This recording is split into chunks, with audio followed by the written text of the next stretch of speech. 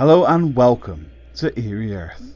I'm your host Kieran, and I will be guiding you on a journey through the paranormal. Together we will learn about hauntings, dark tales, and much more.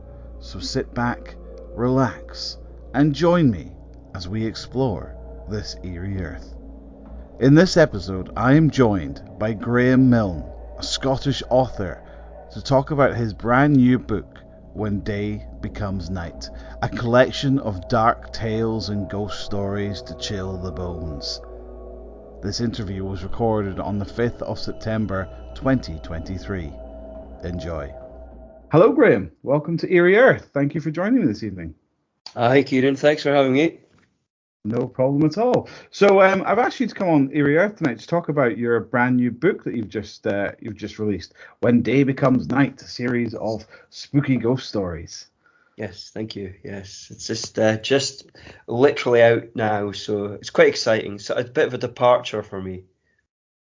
Yeah, because usually you do kind of like non-fiction stuff, really kind of talking about your last book was about tour guiding and all the kind of stories that you've experienced through tour guiding and the kind of history and ghost stories of some of the local places around Edinburgh. So this one is a little bit of a difference from you from writing Yeah, fiction stories. actual So fiction was my first love. So as growing up as a kid, in the early '70s, when horror was was quite big, it was quite a popular thing to be into. I reckon everybody was, with BBC like late night double bills and loads of ghost books, and of course great interest in the occult and black magic and such like in the early '70s. And having an older brother, I guess I was introduced to some of these writers and really enjoyed them. The classic sort of writers like M.R. James and Wakefield and A.M. Burrage. So I used to enjoy reading those, when I was lying there in bed at night. Didn't half the time didn't understand what was going on, but read them anyway and found them quite terrifying. So as an adult, I still buy, but in fact, I bought a few recently, and I still love reading them. And I don't think you can't beat a classic ghost story. It's got the tropes that people find interesting, spooky houses and such like. So yeah, it was a great inspiration to me. absolutely, I think you're absolutely right. I think everyone loves a ghost story, and everyone loves being scared and huddling down underneath the blankets and reading a spooky book Yeah, absolutely, way 100%. through it. And some of the stories that I've already read from it are very quite creepy, and I kind of imagining them being a horror film in themselves. Right. But you mentioned you got quite a lot of the inspiration from like the '70s TV shows and books that you read when you were younger. Was there any kind of other inspirations that you took from it, or like local tales that Yeah, I mean, to be honest, a you lot of maybe these stories took were inspiration from, or stuff that I'd actually experienced myself, or because and that I obviously have an interest in the paranormal and have been involved in various investigations over the years, and like I say, mostly written about supposed or alleged true events. So a lot of these stories were kind of inspired by things greatly exaggerated, obviously, thankfully, that have happened. And so, yeah, I mean, I probably about three-quarters of these has some bearing to things that happen to people that I know or happen to myself. And I guess that was quite interesting.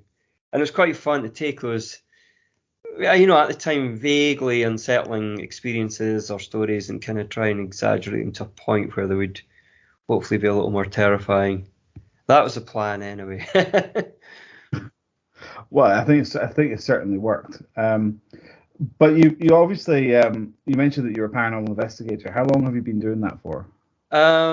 Probably, blimey now, 20 odd years, I guess. I mean, I actually, strangely enough, was the kind of bridge between Aberdeen College at the time and a project called the Foy, which is in Crown Street in Aberdeen, and it's a homeless project.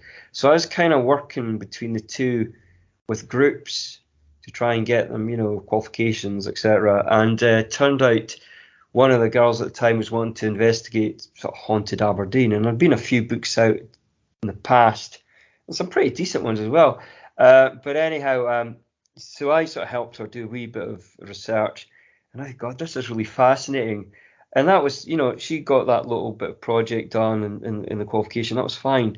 But it kind of planted a seed in my head, and I thought I really want to carry on with that. So that'd been the early 2000s, probably, if I remember correctly. Yeah, very early 2000s, and I kind of just went from there. It was fascinating stuff. I just every story that I'd heard from the past, I sort of picked apart and try to work out if it was real or not real. There was certainly lots of things that were just old wives' tales, obviously, which a lot of these stories are, nevertheless. But there was really quite a few odd ones that we couldn't explain, and those were the fascinating ones. And it just gathered a pace from there. I think when you can't explain something, it certainly makes it a lot more interesting. Yeah, sure. When you certainly can't come up with an explanation for it. I mean, I'm nosy, I've got to say. So nosiness is one of the main virtues of the. Yeah, I mean, I kind of gathered that when I read your Tales of a Tour Guide book. I kind of got that impression that you were quite.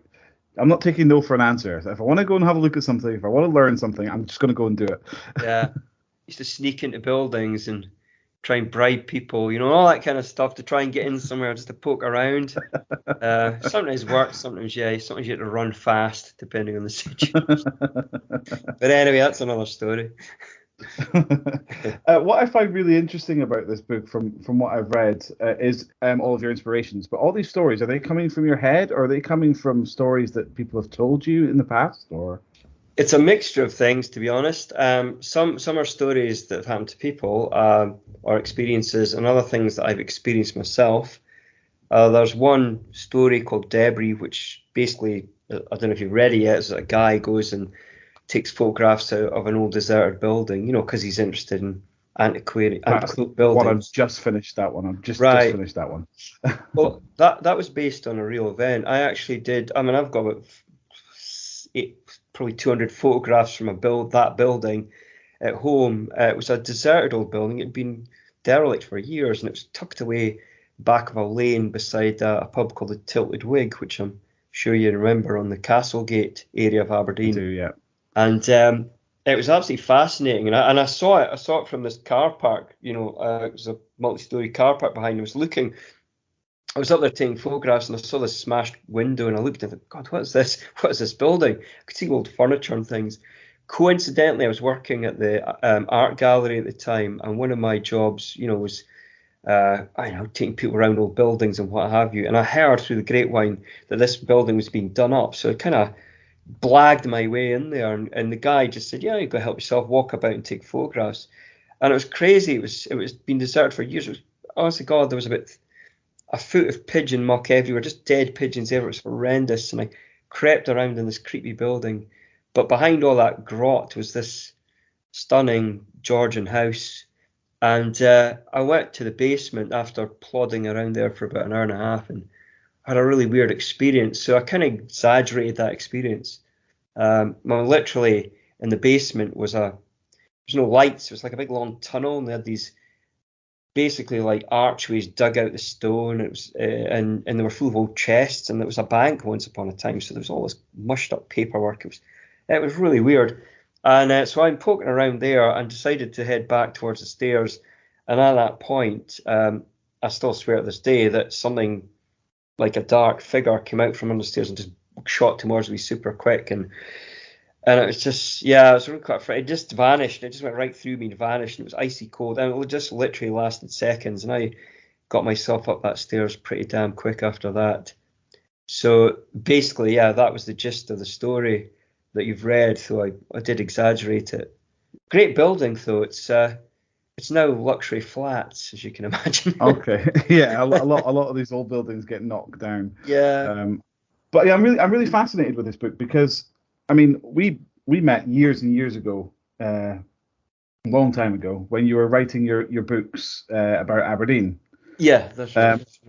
So, has there been any kind of connection with those books and this new book as well, or are all your books just completely separate? No, this one has some little bits and bobs in it that you might kind of remember, I guess. There's a story in it which is called A Dream Made Flesh, and in it there's a character narrating or telling a story to a younger guy who's interested in old buildings and such like. And the guy's based on an author called Stanley Robertson, who's a very famous author and folk singer from Aberdeen, who's sadly no longer with us. So he's kind of based on that character. And he tells various stories about an old church called St. Paul's, which was kind of near George Street. And he talks about his dream, and this, he expands on this, and that's kind of the basis of the story. And there's also a story called One Gelderbothy Night, in which, again, three guys recount different ghost stories, and one of them is definitely one that I'm sure you will have heard of, and I'm sure I must have told you when I worked at the Workers' Education Association at the back of the Lemon Tree, and we had some weird experiences there. And it's kind of based on that story, that particular building. I was actually going to use a story, or use the basis of a story from a building called Powis House, which you'll well remember because we did many years ago go there and have a look around. I think you remember that. We did. And yes, we did. Nothing happened, obviously, which was hugely disappointing. No. But yeah, so I thought, well, I decided to opt for this one in the WA, which is called, well, next to the Lemon Tree, if you like. And it's, again, it's an interesting story. But yeah, I think most of them have some relevance in reality, or, as we know it. There's one in the book as well, which you may not have read it yet, called Return to Berkeley Square. And that Berkeley Square story, I'm sure you've also heard of, is one of these very famous ghost stories in Britain that you hear and read in countless books, and very dramatic stuff. But it was written by a guy. Well, it was retold by a guy called Elliot O'Donnell, who is a great writer, but he was also classed himself as a paranormal investigator, and his stories are just so out there, so creepy and terrifying. And he's been accused of exaggerating hugely, but claiming they were real. So the story I've written is a kind of follow-up to his initial supposed true story. But to be fair, I actually did some research on his initial story, and yeah, there's not been any actual real evidence to prove, the events that happened were real. Yeah. So, I mean, it's funny because I'm sort of sitting here going, I'm assuming that everybody's going to be, huge believers in the paranormal. I mean, obviously a lot of people who listen to your show tend to be skeptics or completely different viewpoints on this, which is fine, but I'm just kind of telling it as someone who's, got that belief. So it's up to you, folks. I mean, at the end, well, absolutely. I always leave things up to people's imaginations. And I think regardless of whether or not you're a believer in the paranormal, I think you can enjoy a good old ghost story. Yeah. And like I say, from what I've read already, and from what I read from your last book as well, you have a very unique way of painting the pictures that you have in your mind, and a good way of scaring people. Certainly in your last book, when I read some of the stories as tour guides we tell anyway, and it's really interesting to know what different people's takes on the stories, and you go, oh, I've not heard that take before. That's really interesting. But you've got a really unique way of being able to paint that picture in people's minds. Well, thank you. That's good. I try my best, but I am. I'm like, we've discussed this a few times. We kind of, I suppose we're in the business of trying to, I suppose, entertain and enlighten in equal measures, and Edinburgh is just rife with stories that have been, repeated many, many times over, and they kind of grow arms and legs, don't they, and kind of drift in all directions. And, you read 15 different versions of each story online, and you'll be saying, well, wait a minute, I never heard about this before. But I think in one respect, sorry. I was going to say, I think in one respect, I think that's actually okay, though, that if you've got these stories which, go right back to like the 1600s, they are going to grow legs, and there are going to be, as long as they're not like totally out there involving things like it was an alien or something like that, then it's, it's okay for it to have different renditions, and every rendition is going to be different, because I suppose it's the storyteller's interpretation of what happened, I guess. Absolutely. There'll be ancient tales from Scotland, thousands of years old. It'll be exactly the same. There'll be different tellers will tell them in different ways and sing songs in different ways, and it's their interpretation, and everybody will have their favorite. It's interesting. I mean, the whole, just as an example, the George Mackenzie story at Greyfriars, which is, if anybody doesn't know, I'm sure most people know about this. It's supposedly one of the most prolific poltergeist cases in modern history. I remember doing a bit of research in the book, initially, and I went through, obviously, Edinburgh's most haunted hotspots, and of course Mackenzie's Fault came up pretty much top number 1 in everybody's top 10. But it was really interesting when I started to read the stories about the break-ins and what they think caused the poltergeist, and who found the story about the homeless guy who broke in and ran for his life. And I've heard about 20 versions of that, and some really cool ones. Like one, it's an old guy walking his dog outside the exact spot where he runs out of this mausoleum and knocks the guy in his back and runs for it. And then the next version had 2 goths walking outside, which was new to me. And he bursts out in front of these 2 goths, and it goes on, and I thought, this is brilliant. But then there's another story. I mean, my listeners will know this story already because I've done an episode on it or basically, if you're not aware, my podcast is essentially just me telling ghost stories, but yes. I write them in a little bit more similar to what you sort of do. I write them in a little bit more of a dramatic way to make them more exciting. Yes. And then I tell them in a dramatic way. So when I did the George Mackenzie thing, I set up all the scene and everything. I went with the dog walker walking past and saw the man and all that. But there's this extra part of the tale which I never know if it's actually right or not. That was like a week later, 2 school kids went there and then stole the skull and started playing football with it. Yes. And it's like, I don't know whether or not that part's actually true or not. And it's 100%. It's 100% true, Kieran. Is it? Absolutely. If you go online and Google the desecration of the tomb of Mackenzie, you'll actually see the court transcript. There's a young guy who's 19, and he was 4 of them were taken. Well, he was arrested anyway for cutting the head off, but they were fined for the desecration of a sepulchre. That is genuine, yeah. That's crazy. Okay. I always thought that was just an old wives' tale that just got handed down through the generations, sort of thing. But for once, that's a genuine. I know. I hang on to that. I'm like, oh my God, that really did happen. But when I tell people, they're incredulous. They go, no, of course, they just are making up. 100% not. They were fined. I think it was 2004 or something like that. It was 2 guys, 2 girls drunk, and they went in there. And I'm sure the guy who found them or saw them or caught them was Jan Andrew Henderson, the guy who's owns City of the Dead, and the guy who wrote all those books, the ghost that haunted itself and all that kind of thing. I'm sure it was him that actually did the chasing of the miscreants at the time.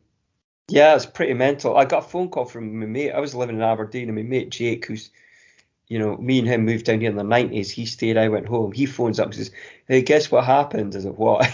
Well, and he told me, I was like, what the hell? Yeah, that's mental, isn't it? Absolutely. It's crazy, isn't it?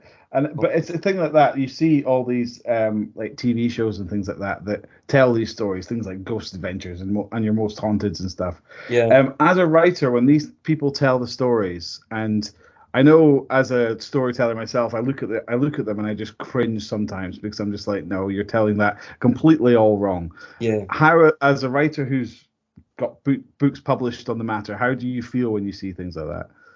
That's a good question, actually. I don't know. I mean, I don't know. I'm all for the truth as far as the truth can go. Do you know what I mean? If whatever I write, I believe it's the truth. I'm not saying generally try to pull the wool over anybody's eyes. It may not be appealing to a lot of people, and they may think it's absolute nonsense and I'm hallucinating, or so are the people who've told me the stories, which is fine. But I've done it with integrity. I'm not so keen on people that just make up absolute rot, because I think that's unfair.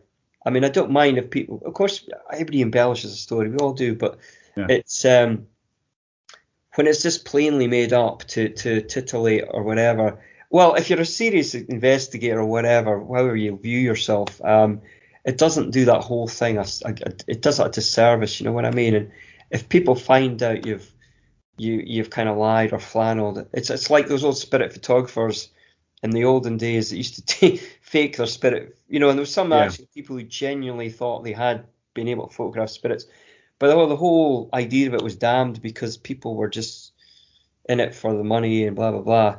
And so I try to be, have integrity when telling the stories. I hear some beauties, we all do. We walk by and we hear people speaking. Think, no, it didn't. Do you know what I mean? Yeah. It's not our place to Yeah. jump in and say. We just keep going. No. And it is funny because, like you say, yeah, it is interesting. But we try and tell the truth to, as much as humanly possible. Of course, as a storyteller, you've got to try and make it sound a little exciting. Some of the stories can be a bit kind of, well, whatever, it happened. So Yeah. you have to put a little of enthusiasm in as we do, which maybe makes it seem a little more outlandish. But But what's next for you then in terms of writing? at the moment,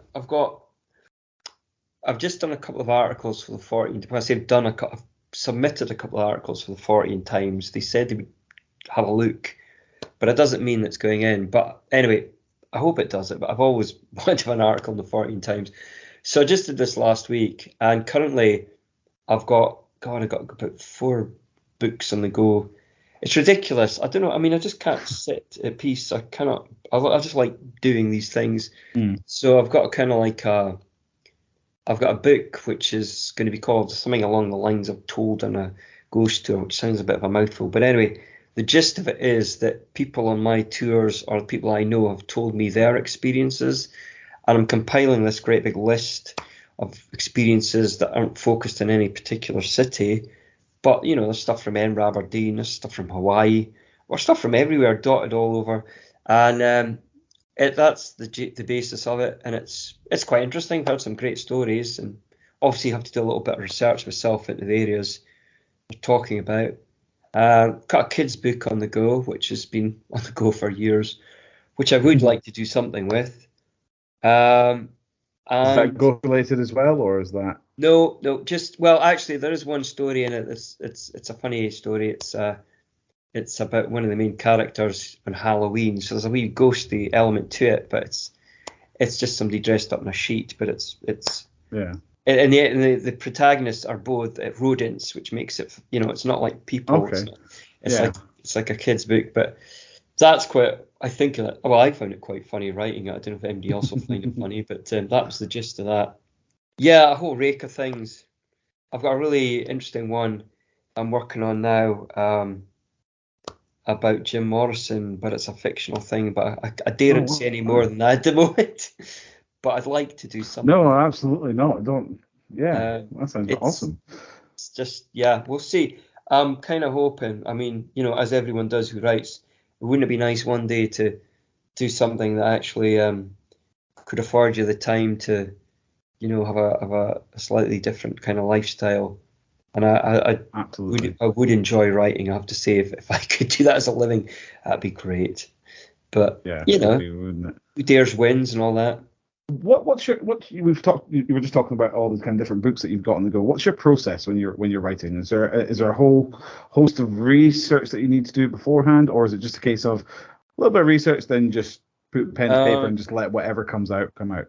Purely depends on the book. I mean, I forgot to mention one of the other things I'm doing at the moment is writing a book about a guy called William McMillan, who was a very famous sculptor um, from Aberdeen, in fact, but he moved to London, fairly early in his career, and he designed the First World War campaign medals, Cowdrey Hall Line in Aberdeen, the Queen's father's statue, George's statue in the mall. He did this hundreds of public Yeah, sculptures, but typically not very well known, and certainly in Aberdeen, no blue plaque or anything like that. So my whole idea is to write about his life, which is very interesting, and redress the blue plaque issue. So I'm just purely with him. I've just had to research because it is different. I'm trying to writing.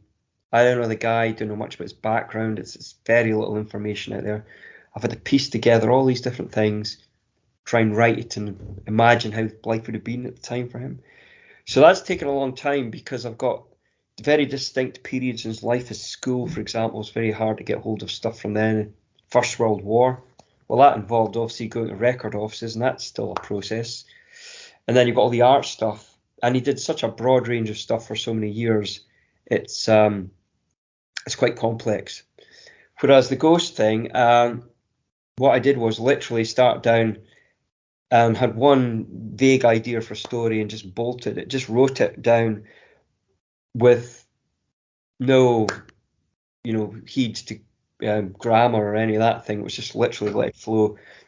And that's what I like to do. If I get into it, as long as I can write till, I'm exhausted, I have to stop. But if you can keep it going like that, and just belt out that story, and then you go back and fine tune it. So I tend to try and get it down on paper quick, go back in, fine tune, swap it around. Because, the running order of the stories, for example, were all completely different. And then I had to look at them and think, well, which ones? There was a couple that didn't have a similar premise as such, but I suppose if you could argue, maybe did in a sense. So couldn't have them back to back in the book. So that was part of it as well. Yeah, it's Okay. it depends purely on the book, I suspect. Yeah. So if you do like you say, if you're doing a historical book, then it means a lot more history research is Yeah, required. But if it's a yeah. fiction book which you're coming up with a story, you can just go, right, I'm just gonna. I must admit, and I'm not. That is one thing I think I'm pretty good at. I can pluck something out of the air and go with it. I've got a good imagination. I was at school. I was absolutely hopeless. I was terrible at science, all these things, maths, useless. But I could always write creatively as a kid, and that's I cling to that one skill. Well, Yeah. if you can call it a skill, but you know what I mean. I know exactly. I was exactly the same. But not to worry, I'm exactly the same. So if people wanted to find your work and find you, where would they be able to do that? People can get my book. There's various places. The Edinburgh book is available on Amazon or eBay, or they can go through the Haunted North Paranormal, which is my Facebook page, and PM me, and they can get that book there. When Day Becomes Night is on eBay at the moment. Kindle on Amazon, but not paper yet. But that's another story. That's a very stressful thing. And again, they can get it through me. For folks in Edinburgh, they can pick up the books, like the Edinburgh book at least, in Transreal, which is a bookshop on Candlemaker Row, Yeah. and they can pick it up on Blackwell's, which is on Nicholas Blackwell's, yeah, Street. Yeah, Southbridge. Yeah. Southbridge. But yeah, so there's kind of those three places. I'm kind of hoping to get them into big old Waterstones. That'd be lovely. A nice big prominent bookshop, but on Princess Street. Oh, in Aberdeen, guy. The Aberdeen books obviously are available in Waterstones, Aberdeen. So there's lots of various places you can pick them up from. Obviously, Lovely. folk want to contact me directly. That's no problem. They can look at the Facebook page or whatever and read some stories and whatever they think. I'll pop a link to your Facebook page down in the Thank you, man. description so people can That's find brilliant. that. And Yeah, it's just, it's like if you can make enough money to get them reprinted, I'm happy. That's it. That job done. It's just for my own satisfaction. I like to set these wee goals. It's like a little, I don't know, a little project. Keeps you busy. Absolutely. So is there anything you'd like to say to the people who may have already read your book or who are looking to maybe read it? Is there anything you'd like to say to them? Yeah, well, for those that have, thank you very much. For those that haven't, yeah, I mean, they're pretty varied. If you like factual stuff, the Edinburgh book or the Aberdeen book's pretty good. The Aberdeen book, I must say, I was very proud of that book because I think Aberdeen's never really known for being a particularly haunted city, or does a huge amount of stories attached to it. I know Edinburgh does, obviously. And so it was a real pleasure to kind of find loads of really interesting stuff from my home city. And yeah, so that was a bit of a landmark for me. So yeah, that's a good solid amount of stories. I think the Edinburgh book is a little more wry, a little more amusing. Maybe there's some pretty creepy things too, but Yeah. it's a slightly different feel to that book, I think. They're all different, but yeah, I mean, hopefully people enjoy them. I think the way they're written can be quite amusing and they're quite fun, and it's not just, I don't think a whole swathe of repeated facts. I think there's a little bit of me in there, which I think is important. Yeah. Well, thank you very much for joining me this evening. And like I say, I'll put all your information in the description below, and I'll pop up my website as well, so people will be able to find it. I'll pop links to Amazon and all that as well, if people want to find where they can buy the book. Thank you very much, Graeme. No, bless you. Thank you very Thank you, much man. for Enjoyed joining that us this evening. tonight. Have a nice evening. I'll see you soon. Thank you very much. See you soon. Bye, mate. Bye. And that was Graeme Milne talking about his brand new book, When Day Becomes Night. If you would like to buy the book, it's available on Amazon. If you live in Edinburgh, in Blackwells and Southbridge, or in Transreal and Candlemaker Row. If you would like to buy his Aberdeen book, that is available in Waterstones in Aberdeen. Alternatively, you can contact Graeme directly and he will send you a copy, but be sure to follow him on Facebook at Haunted North Paranormal. If you enjoyed this episode of Eerie Earth Extra, consider subscribing to the YouTube channel and following on Spotify or anywhere you get your podcasts.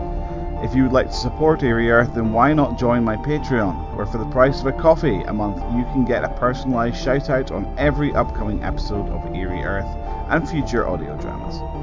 Be sure to follow Eerie Earth on all social media and visit eerieearth.com for more information. Thanks very much for listening. Bye bye for now.